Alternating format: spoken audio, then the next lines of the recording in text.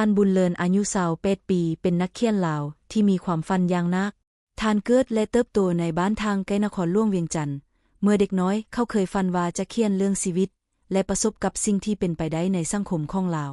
ในเช้าหนึ่งบุญเลินตื่นมาจากความฝันที่มีความหักหานทานได้เห็นเมืองบ้านที่ตั้งในทุ่งนาของลาวและคนผู้คืนที่ยินดีกันความรู้สึกที่คอนอยู่กับสังคมเฮ็ดให้ทานตื่นและพิจารณาว่าความฝันของทานจะสามารถก็เป็นความจริงได้อย่างใดบุญเลินมีมิตรซิ่งเซินซับซื้อจินยาผู้ช่วยเข้าในการเขียนเรื่องต่างๆและมีความรู้เกี่ยวกับประวัติศาสตร์และวัฒนธรรมลาววันนั้นจินยามาอยู่บ้านบุญเลินและเริ่มความเรียนรู้เกี่ยวกับการเขียนและวัฒนธรรมพวกเขาเห็นว่าบุญเลินมีความสามารถที่จะเขียนเรื่องชีวิตและการเฮ็ดรายงานได้แนวความจริงเมื่อบุญเลินได้เห็นจินยาเขียนปื้มรายงานเกี่ยวกับวัฒนธรรมท้ายประเทศลาวพวกเขาตื่นเต้นในความคิดใหม่ทานพิจารณาว่าปัญหาที่พบเห็นแม่นบ่มีความสะดวกในการเขียนของความคิดแต่บุญเลินบอกว่าทานจะช่วยในการสัมผัสของความฝันตอนแรงบุญเลินได้ตั้งใจว่าพวกเขาจะเริ่มเขียนเรื่องชีวิตของคนที่มีความฝันและผ่านอุปสรรคที่ต้องเผยแพร่ทานเริ่มสนใจในการรู้จักคนจากทานซึ่งมายังเมืองบ้านและมีความฝันที่จะดำเนินชีวิตการประสบกับคนเก่าและพบคนใหม่เฮ็ดให้บุญเลินเข้าใจว่าชีวิตเป็นการผลิตความสำคัญของความฝันและความมุ่งหมายในการเขียนเรื่องพวกเขาเริ่มจิตวิธีในการสร้างความสนใจและสินทีในการเขียนซึ่งความฝันของบุญเลินบอกว่าทานจะเริ่มต้นเรื่องชีวิตของนักเขียนลาวคนที่ผ่านความสนใจและความต้องการที่จะปล่อยให้ความฝันของพวกเขาก็มีความเป็นจริงบุญเลินสนใจอย่างนักและเริ่มวางแผนการเข้าร่วมกับคนจินยาในการผลิตเรื่องใหม่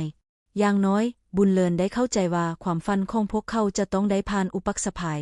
และความท้าทายเพราะว่าชีวิตบ่มีทางออกง่ายสำหรับความฝันบุญเลินอยากทำให้ความฝันของพวกเขาดำเนินได้แนวที่ถูกต้องและเป็นความจริงบรรดาลาวของความฝันและความมุ่งหมายของบุญเลินเริ่มชัดเจนซึ่งจะเป็นการต้นต่อสู้เรื่องยาวของชีวิตที่จะนำพาความฝันและความท้าทายมาพบกัน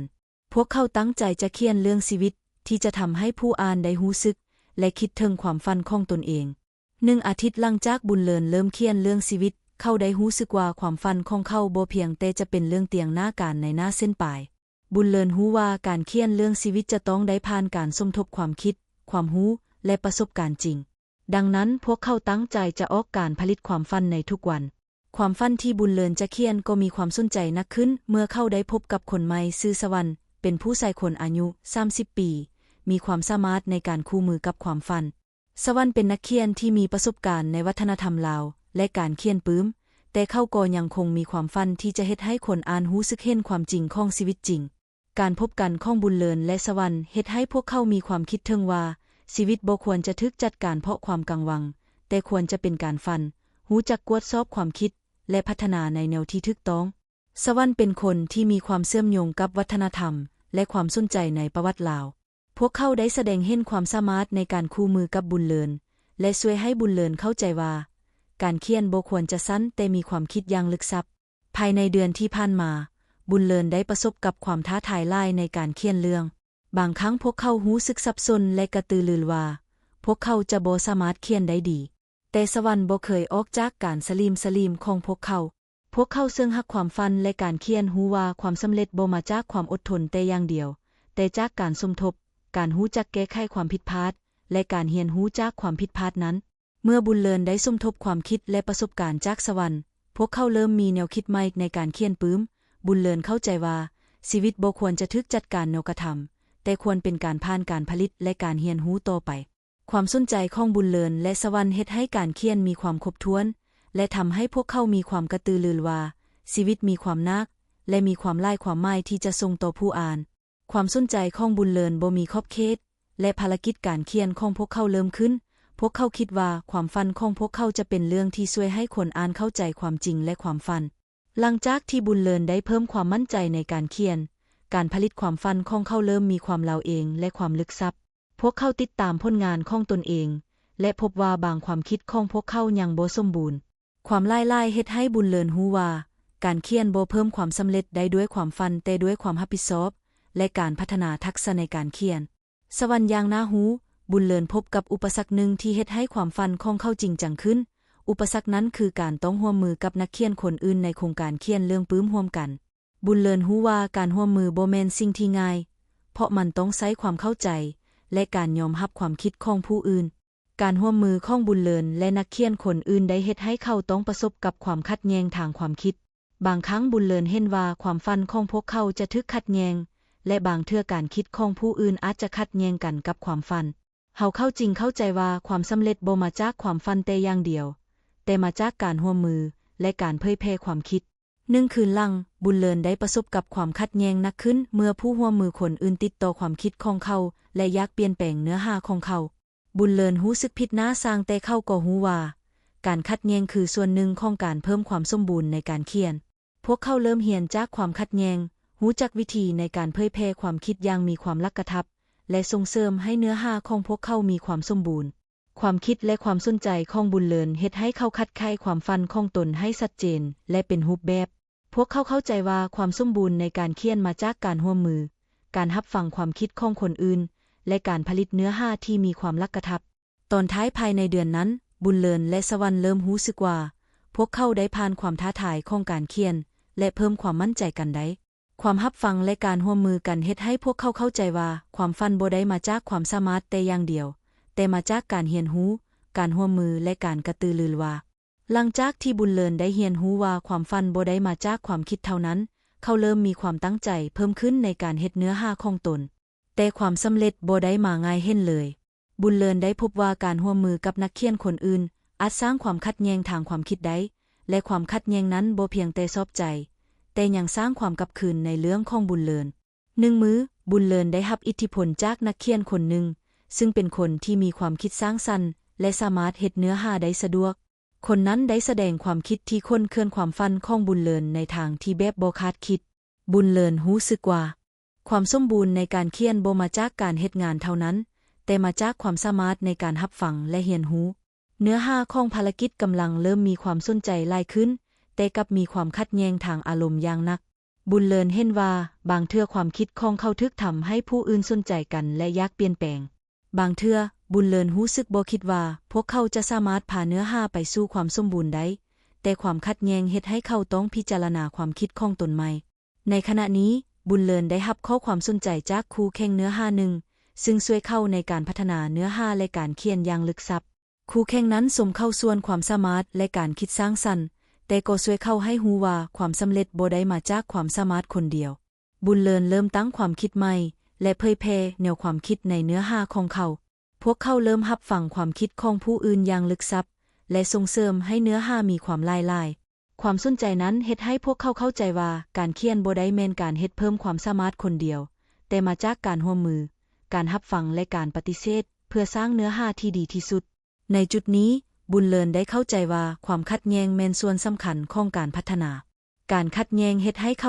พวกเขาเรียนรู้และพัฒนาความคิดของตนเอง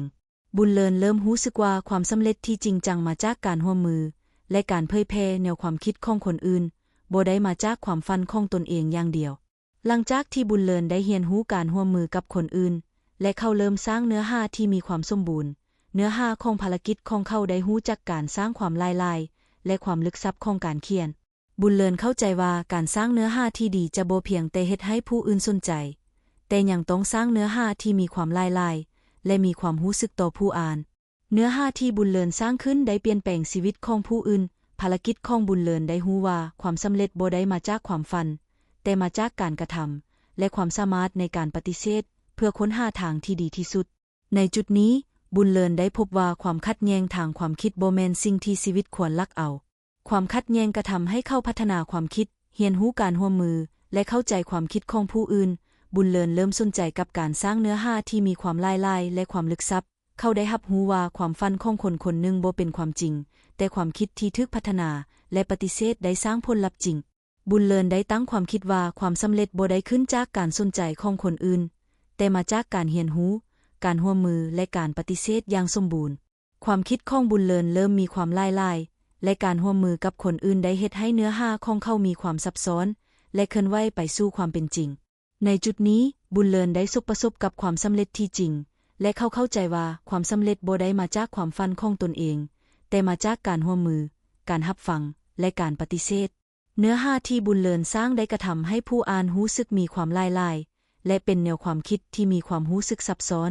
บุญเลินได้รับรู้ว่าความสำเร็จที่จริงมาจากความพยายาม การร่วมมือและความกลับคืนในความคิด สุดท้ายบุญเลินตั้งความคิดว่าการเขียนบ่ได้มาจากความฝันของคนเดียว แต่มาจากการเรียนรู้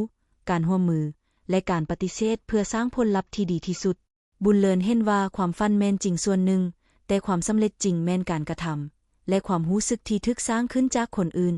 ความคิดนี้เฮ็ดให้บุญเลินรู้สึกเสลยและมีความภูมิใจกับวิธีเข้าเขียนและเรียนรู้เพื่อเพิ่มความสนใจและสร้างความฝันที่มีความจริงจากการกระทำ บุญเลินได้ประสบกับความสำเร็จและเข้าใจว่าความฝันบ่ได้คือกับความสำเร็จแต่ความพยายาม ความเรียนรู้และการร่วมมือเฮ็ดให้ผลลัพธ์แท้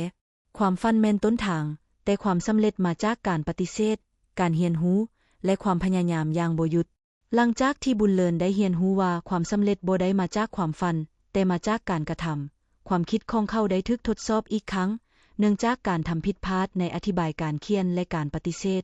บุญเลินได้รู้ว่าบางเทื่อความคิดที่ดีสามารถถูกทดสอบในวิธีที่ผิดและผลลัพธ์ที่เขาคิดว่าจะดีอาจจะบ่ดีเห็นความจริง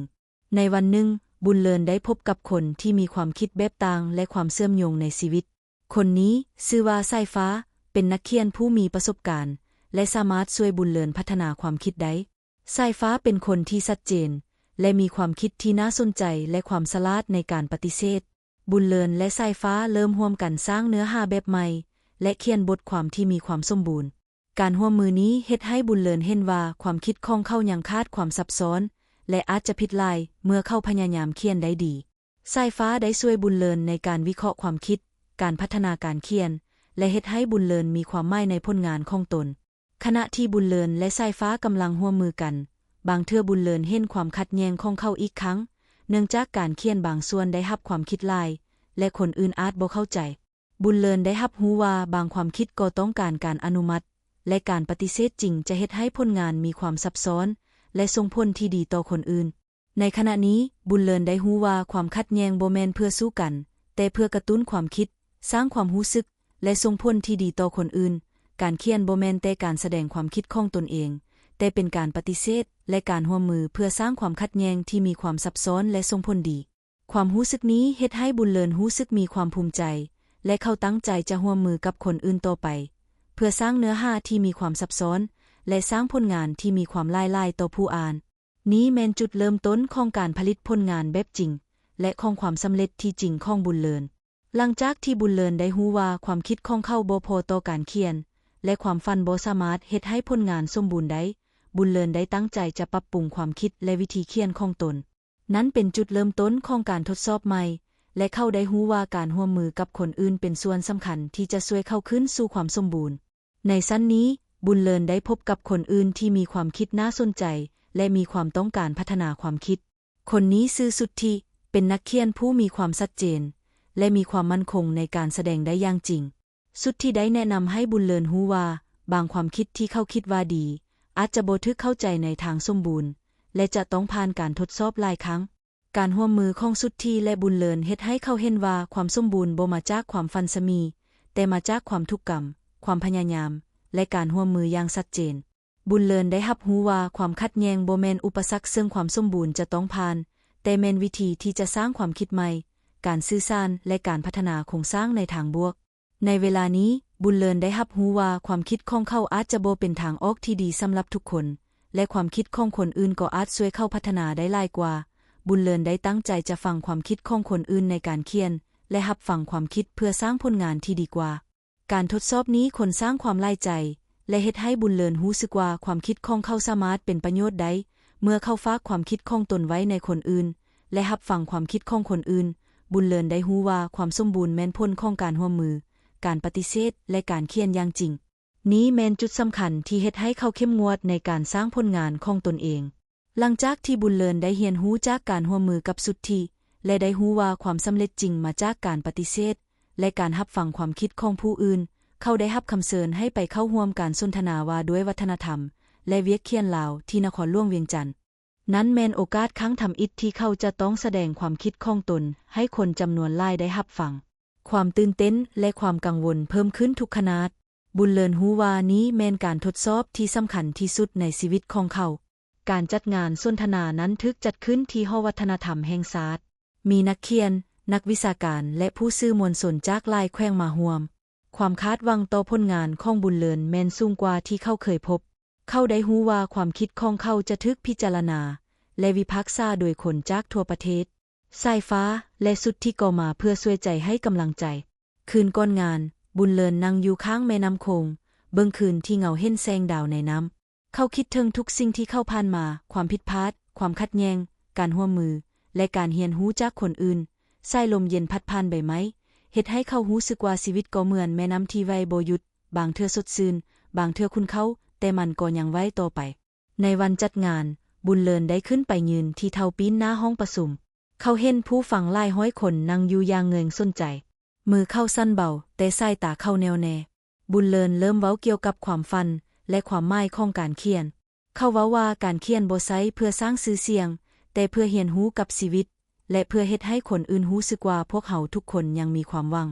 หลังจากเขาเว้าจนจบความเงยอยู่ในห้องเป็นเวลาสั้น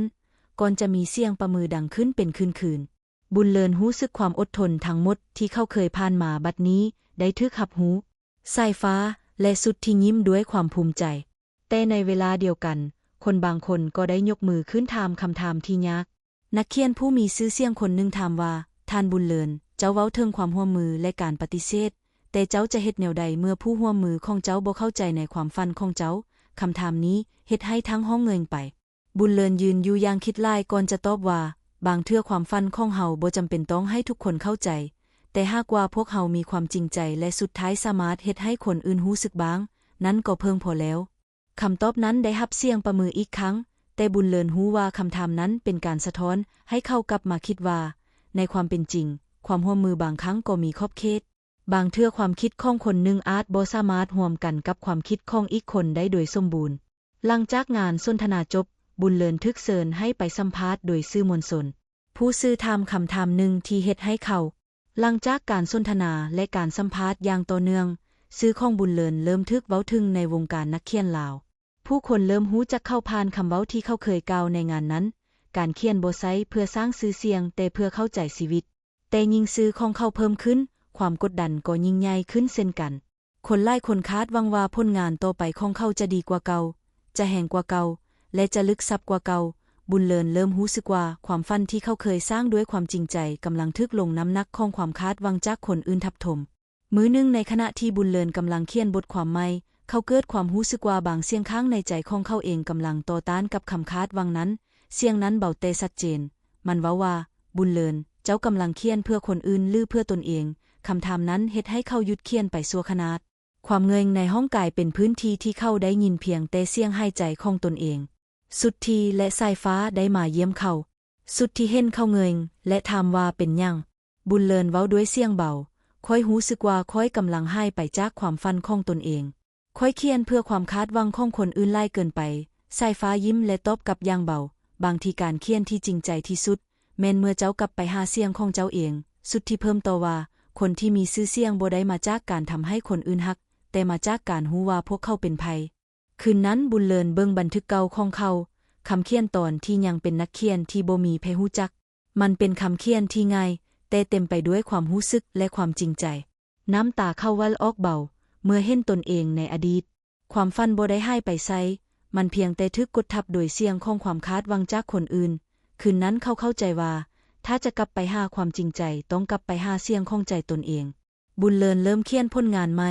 โดยบ่คิดว่ามันจะได้รับความนิยมหรือคำชมใดเขาเขียนด้วยหัวใจและความรู้สึกที่แท้จริง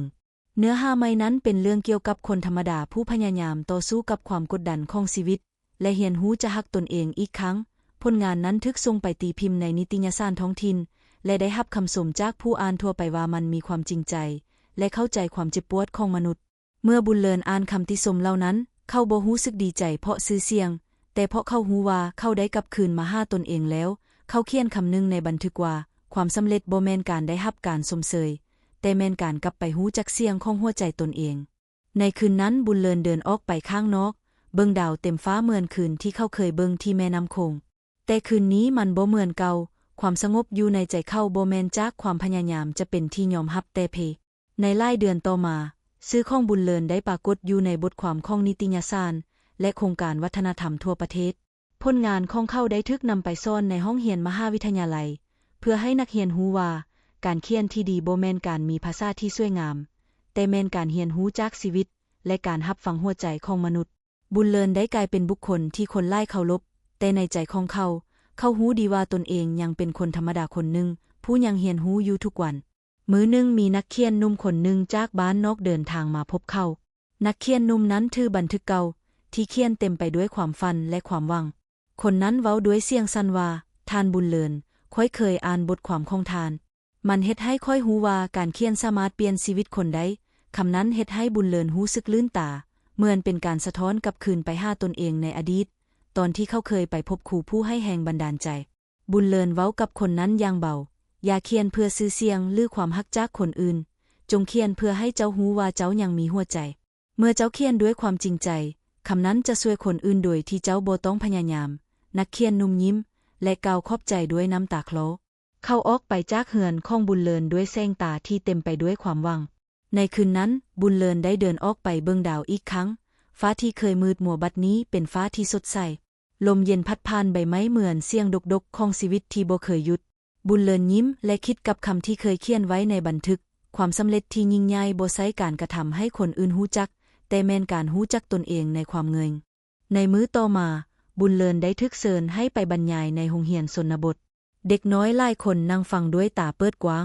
บุญเลินเล่าให้พวกเขาฟังเรื่องของคนที่ค้นหาความฝันและเรียนรู้จากความผิดพลาด